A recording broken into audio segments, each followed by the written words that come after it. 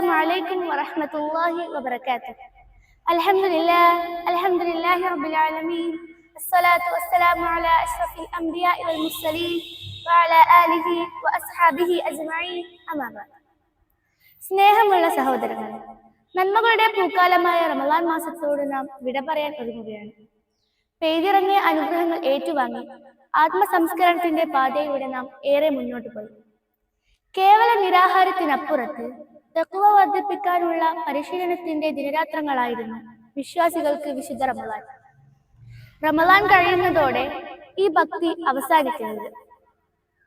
വിശുദ്ധ ഖുർആനിൽ സൂറത്തുൻ നഹ്ലിലെ 92-ാം ആയത്തിലൂടെ അല്ലാഹു പറയുന്നു: അഊദു ബില്ലാഹി മിനശ് ശൈത്വാനിർ റജീം വലാ തകൂനൂ കല്ലതീ നഖളത് ഗസ്ലഹാ മിൻ ബഅദി ഖുവ്വത്തിൻ അൻകാസാ.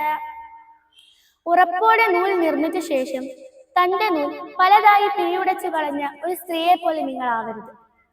അതേ പ്രിയമുള്ളവരെ, വിശുദ്ധ റമളാനിൽ പല വിധത്തിലുള്ള ആരാധനാ കർമ്മങ്ങളിൽ സജീവമായിരുന്നു നാം ഓരോരുത്തരും. 5 വക്തിലും പള്ളികൾ നിറഞ്ഞു കവിഞ്ഞു.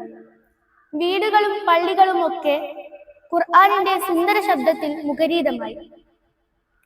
പ്രാരാബ്ധങ്ങളും പ്രയാസങ്ങളുമായി നമ്മുടെ സമീപത്തെത്തിയവരെയൊക്കെ അകമഴിഞ്ഞ് സഹായിക്കാൻ നാം തയ്യാറായി.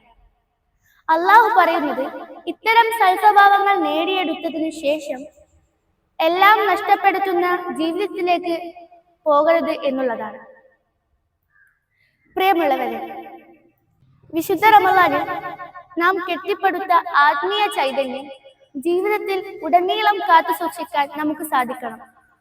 അള്ളാഹു നമ്മുടെ നോമ്പും മറ്റു ആരാധനാ കർമ്മങ്ങളും സ്വീകരിക്കട്ടെ. വരും വർഷങ്ങളിലും റമളാൻ മാസത്തെ നല്ല നിലയിൽ സ്വീകരിക്കാൻ അള്ളാഹു തൗഫീഖ് നൽകട്ടെ. وآخر دعوانا أن الحمد لله رب العالمين. السلام عليكم ورحمة الله.